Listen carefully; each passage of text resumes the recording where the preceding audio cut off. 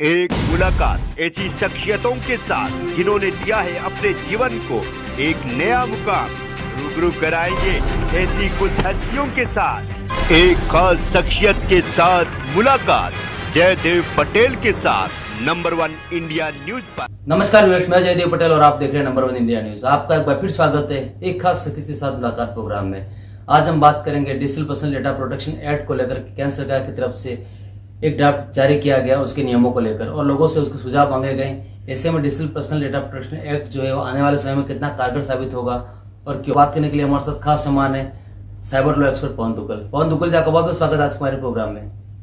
धन्यवाद जी। नमस्कार सर। पवन दुग्गल जी, आपसे मेरा पहला सवाल है कि केंद्र सरकार की तरफ से जो नियम लागू किए गए हैं digital personal data protection act को लेकर के और जो मसौदा तैयार किया गया और लोगों से उसके ओपिनियन भी मांगे गए हैं, ऐसे में कितना कारगर साबित होगा आने वाले समय में और क्यों? ये जो digital personal data protection rules जो ड्राफ्ट तौर पर आज प्रकाशित हुए हैं, केंद्रीय सरकार चाह रही है कि आप इसमें अपने जो भी पब्लिक कमेंट देना चाहें 18 फरवरी 2025 तक दे दें। ये रूल्स अत्यंत महत्वपूर्ण इसलिए हो जाते हैं क्योंकि ये rules digital personal data protection act सन 2023 के तहत बनाए गए हैं और उस कानून के प्रावधानों को कार्यान्वित करने की दिशा में एक कदम है। ये रूल्स इसलिए महत्वपूर्ण है क्योंकि रूल्स हम सबको इम्पैक्ट करने वाले हैं और अगर आप चाहते हैं कि इस रूल में थोड़ा बहुत परिवर्तन हो तो आप अपने कमेंट्स भेज सकते हैं। उसका कारण ये है कि रूल्स परिभाषित कर रहे हैं कि हम आने वाले समय में पर्सनल डेटा जो डिजिटल फॉर्मेट में होगा उसको किस तरीके से इकट्ठा करेंगे, प्रोसेस करेंगे और उसके संदर्भ में क्या क्या कानूनी प्रावधानों का पालन करेंगे। खास तौर पर इसमें सरकार ने विभिन्न प्रकार की सरकारी एजेंसीज को एग्जेम्प्ट करने का निर्णय लिया है। साथ ही साथ इसमें पहली बार डेटा लोकलाइजेशन की बात आ गई है, जहां पर बोला गया है कि साहब अगर कुछ विशेष प्रकार का जो पर्सनल डेटा है अगर निर्धारित किया जाता है तो वो भारत के अंतर्गत ही रहेगा, भारत के बाहर नहीं जाएगा। साथ ही साथ डेटा प्रोटेक्शन बोर्ड के गठन के संदर्भ में भी कुछ प्रावधान दिए गए हैं। ये सारे प्रावधान इसलिए महत्वपूर्ण हो जाते हैं क्योंकि एक बार आपके कमेंट्स आ गए और उस कमेंट्स के आधार पर सरकार ने इनको फाइनलाइज कर इन्हें इम्प्लीमेंट कर दिया या प्रकाशित कर दिया तो ये हम सब पर लागू हो जाएंगे।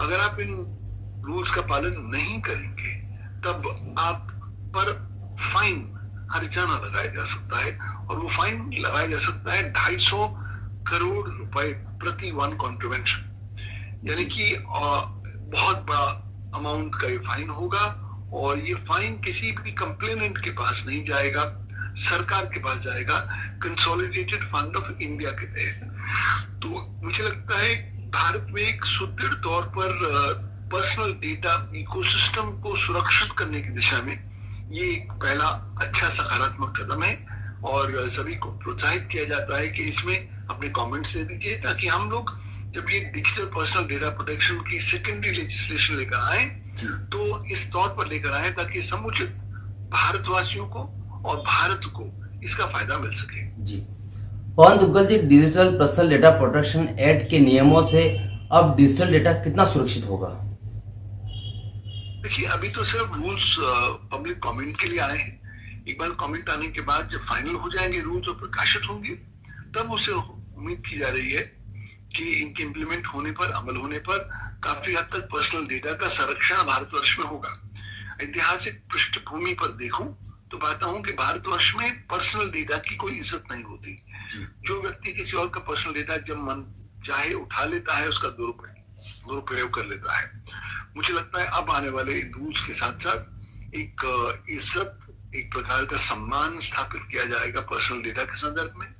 डेटा प्रिंसिपल यानी कि आप और हम लोग कि डेटा अत्यंत महत्वपूर्ण है, इसमें कोई दो राह नहीं है, लेकिन आप आज इन रूल्स आने के बाद ये हमारा जो पर्सनल डेटा है कोई भी व्यक्ति एकत्रित नहीं कर पाएगा, प्रोसेस नहीं कर पाएगा जब तक वो मुझे लिखत में नोटिस नहीं देगा कि साहब ये इन उद्देश्यों के लिए हम आपका पर्सनल डेटा एकत्रित कर प्रोसेस करना चाहते हैं और अगर आप इजाजत देंगे तब हम कर पाएंगे। और फिर अगर डेटा प्रिंसिपल इजाजत या अपना कॉन्सेंट देगा तभी उनका डेटा प्रोसेस किया जाएगा, वरना प्रोसेस नहीं किया जाएगा। तो मुझे लगता है कि काफी हद तक सुचारू तौर पर डेटा इकोनॉमी के संदर्भ में भारत का जो पर्सनल डेटा है उसके संरक्षण के प्रति हम आगे बढ़ पाएंगे। और क्योंकि इस कानून की सबसे महत्वपूर्ण बात है कि ये 250 करोड़ रुपए फाइन की बात करता है। आज तक स्वतंत्र भारत के इतिहास में कोई ऐसा कानून पारित नहीं हुआ जिसने 250 करोड़ रुपए तक के फाइन की बात करी है।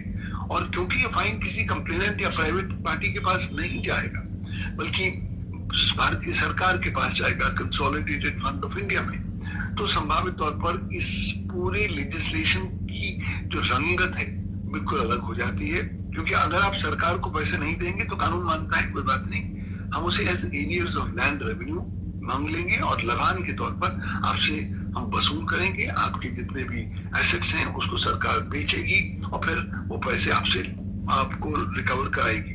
तो मुझे लगता है कि एक पहली बार स्वतंत्र भारत के इतिहास में ऐसी लेजिस्लेशन आई है जो विवश करेगी डेटा सब्जेक्ट्स को कि वो पर्सनल डेटा का सम्मान करें, उसे इजाजत और उसे कंसेंट लिए बगैर ना तो कलेक्ट करें ना ही उसे प्रोसेस करें। और अगर वो करें तो वो तैयार हो जाएं कि इतना बड़ा फाइन उन पर लग जाएगा कि शायद उनका जो बिजनेस ऑपरेशंस है वही ठप हो सकते हैं। तो मुझे तो लगता है कि ये स्वतंत्र भारत के भविष्य की बात भी करूं तो एक बहुत ही महत्वपूर्ण एक कानून बना रहेगा जो आने वाले समय में भारतीय डेटा इकोनॉमी और भारतीय डेटा सोवरेनिटी को सशक्त करने की दिशा में एक अच्छा कदम रहेगा। जी पवन दुग्गल जी, आपसे मेरा एक आखिरी सवाल है कि digital personal data protection act में बच्चों के लिए एक विशेष प्रावधान किए गए हैं कि डिजिटल अकाउंट्स और साथ ही डेटा के इस्तेमाल के लिए माता पिता की जो परमिशन है वो कंपलसरी कर दी है। ऐसे में इससे क्या फर्क पड़ेगा या फिर क्या बदलाव आएगा?